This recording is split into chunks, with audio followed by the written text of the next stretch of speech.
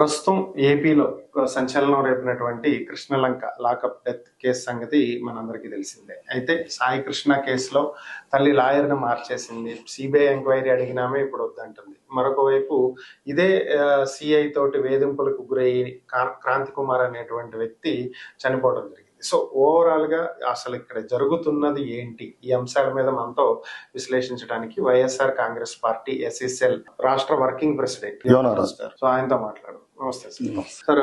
మనం చూసాం కృష్ణలంకలో lockup సిఐని arrest చేశారు. ప్రజెంట్ కేసు నడుస్తుంది. కానీ తల్లి మొన్నటి వరకు సిబిఐ ఎంక్వైరీ అడిగింది. ఇప్పుడు పిన్ని చనిపోయిన వ్యక్తి పిన్ని ఇప్పుడు నేను పోరాడతాను, వాళ్ళు ఏం లాలూచి పడ్డారో తెలియదు, బ్యాక్గ్రౌండ్ ఏం జరిగిందో తెలియదు, నేను మాత్రం పోరాడతాను, న్యాయం జరగాలంటుంది. మరొక వైపు క్రాంతి కుమార్ అనే వ్యక్తి కూడా మృతి చెందడం జరిగింది. ఇదే సిఐ వేధించాడని చెప్పి అతను వీడియో కూడా రిలీజ్ చేశాడు. ఓవరాల్ అసలు ఏం జరుగుతుంది? మీరు అడిగిన ఈ సాయి కృష్ణ కానివ్వండి, అంటే రాష్ట్రంలో సాయి కృష్ణ క్రాంతి కుమారే కాదు సార్, రాష్ట్రంలో ఇంచుమించుగా 25 మంది ఎస్సీ సోదరిమణులు చనిపోయారు రాష్ట్రం మొత్తం మీద. మీకు ఈ 2-3 ఇన్సిడెంట్లు చెప్తా. మందా సాల్మన్ పిన్నెల్లిలో వాళ్ళు ఇంచుమించు ఒక 50-100 ఫ్యామిలీని బహిష్కరించారు. అక్కడ ఉన్న ఎమ్మెల్యే గారు వాళ్ళు ప్రాణభయంతో వేరే దగ్గర ఉంటున్నారు. వాళ్ళ మిస్సెస్ కి బాగాలేదని చెప్పి ఆయన చూస్తాకు వచ్చాడు అర్ధరాత్రి. వస్తే పోలీసు వారి సహకారంతో ఆయన్ని అరెస్ట్ చేసి కొట్టి టీడీపీ గోండాలే అతను హతమార్చారు. అతను ఎస్సీ మాదిగ. అంటే బడుగు బలైన వర్గాలు జగన్మోహన్ రెడ్డి గారితో ఉంటున్నారని చెప్పి, అంతకుముందు వైసీపీకి కీలక భూమికి పోషించాడని చెప్పి వాళ్ళు కక్ష సాధింపు. ఇక్కడ ఈ రాష్ట్రంలో ఒకటే సార్, రెడ్ బుక్ రాజ్యాంగం అనేది పూర్తిగా 2 సంవత్సరాల బట్టి అమలు జరుగుతుంది. ఈ రాష్ట్రంలో చంద్రబాబు నాయుడు గారు కానీ, రాజశేఖర రెడ్డి గారు కానీ, జగన్మోహన్ రెడ్డి గారు కానీ, పవన్ కళ్యాణ్ గారు కానీ, లోకేష్ గారు కానీ, ఈ రాష్ట్రంలో వెన్నుపోటు అంటే ఇప్పుడు చంద్రబాబు నాయుడు ఉన్నాడు. చంద్రబాబు నాయుడు గారు అంటే 4 సార్లు 5 సార్లు చంద్రబాబు నాయుడు గారు ఏం సృష్టించారు? చంద్రబాబు నాయుడు గారు అంటే ప్రజలకు ఏం గుర్తొస్తుంది? చంద్రబాబు నాయుడు గారు అంటే వెన్నుపోటు గుర్తొస్తుంది. రాజశేఖర రెడ్డి గారు అంటే 108 జలయజ్ఞం, ఉచిత విద్యుత్తు ఈ గుర్తొస్తుంది. జగన్మోహన్ రెడ్డి గారు అంటే ఫలాలు, పథకాలు, అభివృద్ధి గుర్తొస్తుంది. నారా లోకేష్ అంటే రెడ్ బుక్ రాజ్యాంగం గుర్తొస్తుంది.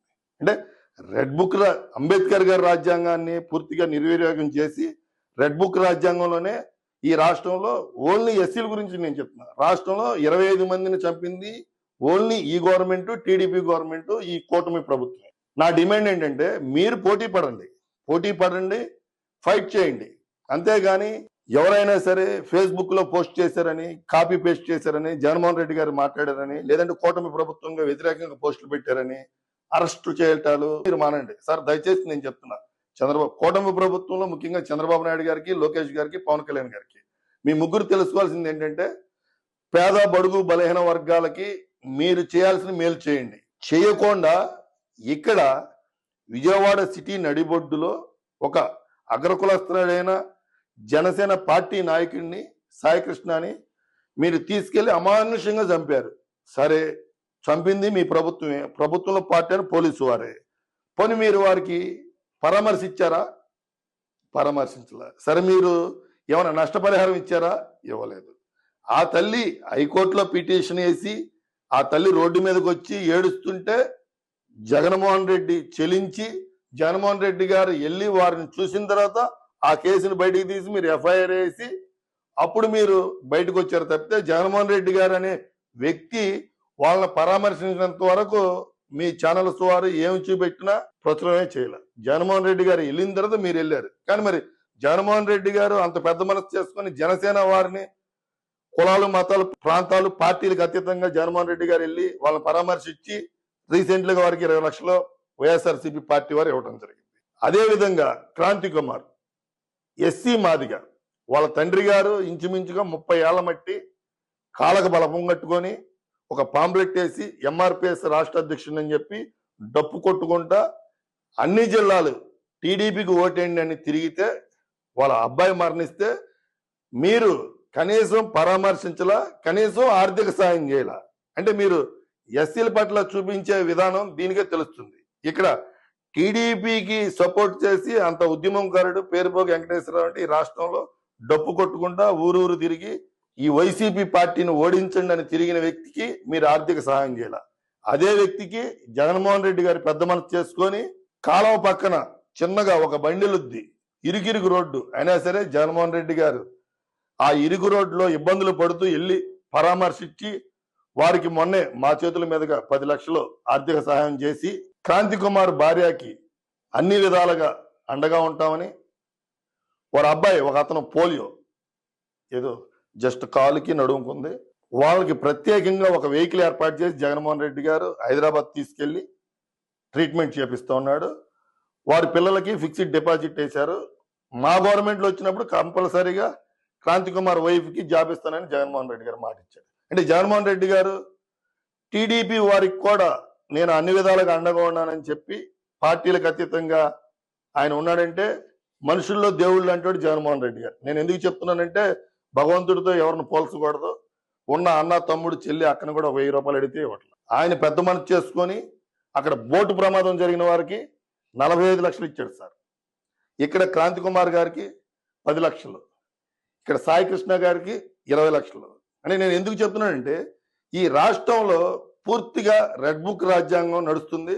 లోకేష్ గారు అనుచరుల మీద ఎవరో టీడీపీ వారే చిన్న పోస్ట్ పెట్టాడని ఫేస్బుక్ లో లోకేష్ గారు అనుచరులు నూజివీడులో 3-4 డేస్ బ్యాక్ ఒక ఎస్సీ సోదరుని కొట్టి చంపటానికి ప్రయత్నం చేశారు. వాళ్ళ కారు కాళ్ళ మీద నడిపారు. అంటే అతను సివియర్గా ఉంది. ఈ రాష్ట్రంలో శాంతి భద్రతలో పూర్తిగా లోపించినాయి.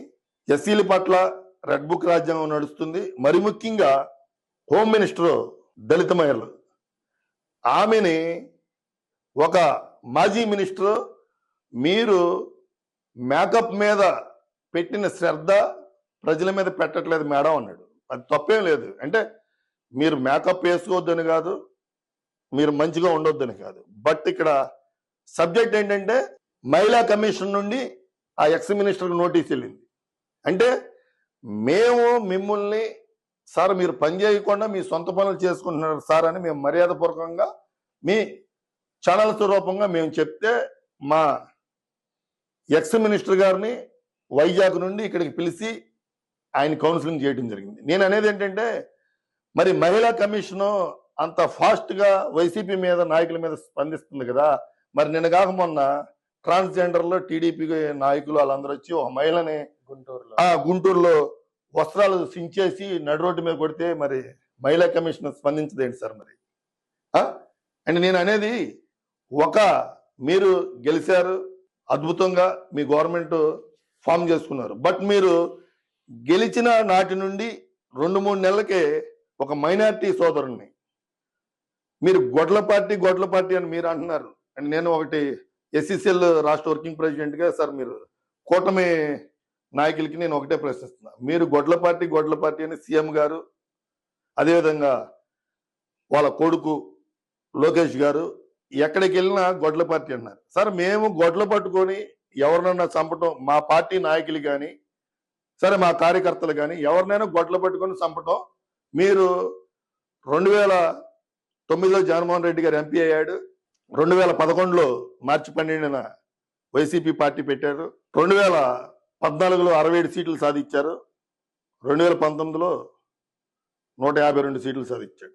అంటే అప్పటి నుండి ఇప్పుడు దాకా వైఎస్ జగన్మోహన్ రెడ్డి గారు 2 సార్లు ఎంపీ, 3 సార్లు ఎమ్మెల్యేగా గెలిచాడు.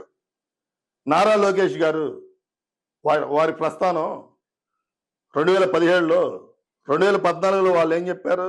బాబు రావాలి, జాబు కావాలి, ఒక స్టిక్కర్ తో ప్రజల్లోకి వెళ్ళారు సార్. నాకు బాగా గుర్తు. అందరూ అంటే మీ నినాదం గొప్పదే, నేను దాన్ని తప్పట్లా. కానీ చంద్రబాబు నాయుడు గారు సీఎం అయ్యారు ఆ టైంలో 14 నుండి 19 వరకు. జాబ్ ఎవరికి రాలేదు సార్. ఒక జాబ్ ఒక లోకేష్ గారికి వచ్చింది. ఏది 2017లో ఎమ్మెల్సీ జాబ్ ఇచ్చి ఆయన మినిస్టర్ చేశారు. మీరు ఒకేసారి ప్రజల్లో ఎన్నుకోకుండా ఎమ్మెల్సీ అయిపోయి మినిస్టర్ అయిపోయి మీరు రాష్ట్రాన్ని పరిపాలించారు. జగన్మోహన్ రెడ్డి గారు సొంతగా పార్టీ పెట్టి ఆంధ్రప్రదేశ్ రాష్ట్రంలో ఇండియా చరిత్రలో ఎవరు చేయని విధంగా సొంతగా పార్టీ పెట్టి 2 సార్లు ఎంపీ అయ్యి 3 సార్లు ఎమ్మెల్యేగా గెలిచి 19లో సీఎం అయ్యి పరిపాలించాడు. ఆయన్ని వాళ్ళ మామగారు చెప్పిన డైలాగ్ చెప్తున్నాడు, బోత్ ఆర్ నాట్ సేమ్. అంటే ఆయన సినిమాలో చెప్తాడు బాలకృష్ణ గారు, ఈయన బయట చెప్తున్నాడు. సార్ మరి మీరు మీరు కరెక్టే, మీరు చెప్పిన వర్డ్ కరెక్టే. మీరిద్దరు ఒకరికొకరు పోలిక లేదు. ఎందుకు పోలిక లేదంటే మీ నాన్నగారు 2 ఎకరాల నుండి 1000 కోట్లకు అధిపతి అయ్యారు. మీరు గోల్డెన్ స్పూన్ తో ఉన్నారు. బట్ మీరు ఉన్నవాళ్ళ పక్షానే యుద్ధం చేస్తున్నారు. లేని వారి పక్షాన యుద్ధం చేస్తుంది జగన్మోహన్ రెడ్డి గారు. మీరు సేమ్ ఎట్లా అవుతారు? జగన్మోహన్ రెడ్డి గారిని మీరు ఫాలో అవుతున్నారు. మీరు జగన్మోహన్ రెడ్డి గారిని కాదు. ఆయన పబ్లిక్ లైఫ్ లో నుండి వచ్చి పేద బడుగు బలహీన వర్గాలని అభివృద్ధి చేసుకుంటూ వచ్చి పాదయాత్ర చేసి సీఎం అయ్యాడు. మరి మీరు ఏం కష్టం చేసి సీఎం, మీరు ఇప్పుడు సీఎం గారు కొడుకుగా ఇప్పుడు మొన్న గెలిచారు మీరు. మరి 19లో ఓడిపోయారుగా. మీకు మీరు మనం మాట్లాడేటప్పుడు ఎందుకు మాట్లాడుతున్నాం, ఎలా మాట్లాడుతున్నాం, గౌరవ మర్యాదలతో మాట్లాడాలి. మీరు పరిపాలించేటప్పుడు కూడా ఒక ఎక్స్ సీఎంని మీరు గొడ్డల పార్టీ అన్నప్పుడు మీరు వినుకొండలో వైఎస్ఆర్సీపీ నాయకుడిని, వైఎస్ఆర్సీపీ కార్యకర్తని అతి దారుణంగా రోడ్డు మీద చంపింది మీరు. మిమ్మల్ని గొడ్డల పార్టీ అనాలి. మీరు ఎదురుదాడి చేసుకుంటూ మా బడుగు బలైన వర్గాలని, మరి ముఖ్యంగా ఎస్సీ సోదరులని, మైనారిటీ సోదరులను చంపుకుంటూ పొడుచుకుంటూ వెళ్తుంది మీరు. మీ పార్టీ వాళ్ళని మీరు అదుపులో పెట్టుకోండి. అంతేగాని రెడ్ బుక్ రాజ్యాంగం అనగానే ఇప్పుడు లోకేష్ గారు అనగానే అభివృద్ధి ఏం గుర్తు రావట్లేదు సార్. మీరు లోకేష్ గారు అంటే ఏంటి? రెడ్ బుక్ రాజ్యాంగం గుర్తొస్తుంది. జగన్ గారు అంటే అభివృద్ధి గుర్తొస్తుంది. అంటే మరి మీ ఇద్దరికి ఎట్లా బోత్ ఆర్ నాట్ సేమేగా. మరి మీరు సినిమా డైలాగ్ మీ మామగారికి మీరు చెప్తా ఉన్నారు. మీరు బోత్ ఆర్ నాట్ సేమ్ అంటే ఆయనకి మీకు నక్కకి నాగలోకానికి ఉన్నంత తేడా ఉంది. ప్రజల్లో నుండి ఎన్నుకోబడ్డవాడే నాయకుడు. మీరు గోల్డెన్ స్పూన్ తో వచ్చారు. మీరు ఎట్లా వచ్చారు, మీ స్థితిగతులు రాష్ట్రానికి, భారతదేశ ప్రజలందరికీ తెలుసు. నా రిక్వెస్ట్ ఏంటంటే మీరు ఫేస్బుక్ లో పోస్టులు పెట్టిన వాళ్ళని, లేదంటే మాలాగా మాట్లాడిన వాళ్ళని, లేదంటే వైఎస్ఆర్సీపీకి సపోర్ట్ చేసే వాళ్ళని, మీరు వాళ్ళని బడుగు బలహీన వర్గాలని అటాక్ చేయటం మానేసేయండి. మీరు పెద్ద మనసు చేసుకొని ఈ క్రాంతి కుమార్ ఫ్యామిలీకి కానీ, లేదంటావా ఈ సాయికృష్ణ ఫ్యామిలీకి కానీ మీరు న్యాయం చేయండి. ఇప్పుడు జనసేన, టీడీపీ, బీజేపీ మీరు మిత్రపక్షం. మీరు మిత్రపక్షాలు మీకు పడదు. మీరు ఒకటి మాట్లాడతారు, పవన్ కళ్యాణ్ గారు ఒకటి మాట్లాడతారు, బీజేపీ ఒకటి మాట్లాడుతుంది. మీరు ముందు అది తెలుసుకోండి. అంతే తప్పితే బడుగు బలహీన వర్గాలని మీరు అణచివేయాలి, బడుగు బలహీన వర్గాలని తుంచేయాలి, తూచేయాలంటే మేము చూస్తూ ఊరుకోము. మీ కౌంట్ డౌన్ వినుకొండలో 3 నెలలు అయినప్పుడే మీ కౌంట్ డౌన్ స్టార్ట్ అయింది. మరి ముఖ్యంగా ఇక్కడ మీరు ఎస్సీ ఎస్టీ సోదరులు అమరావతిలో భూములు కూడా లాక్కున్నారు. మేము దాన్ని కూడా పరిశీలిస్తున్నాం.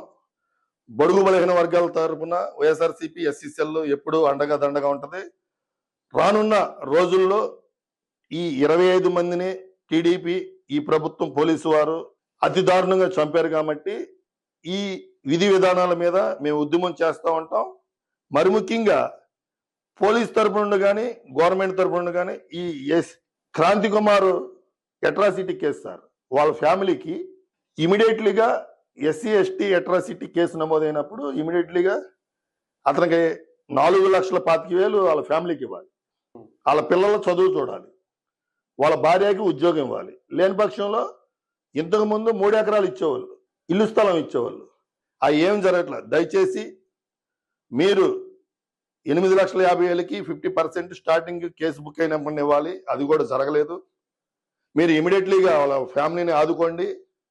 ఎస్సీ కమిషన్ మీరు ఆదుకోకపోతే మేము జాతీయ ఎస్సీ కమిషన్ దగ్గరికి వెళ్తాం. భావితరాల భవిష్యత్తు కోసం, వైఎస్ జగన్మోహన్ రెడ్డి గారి కోసం, బడుగు బలహీన వర్గాల కోసం రాష్ట్రంలో ఎస్సీలని 25 మందిని మీరు పట్టున పెట్టుకున్నారు. కాబట్టి దాని మీద మా ప్రణాళిక ముందు ప్రకటిస్తామని ఇటు అవకాశం ఇచ్చినందుకు మీకు ధన్యవాదాలు.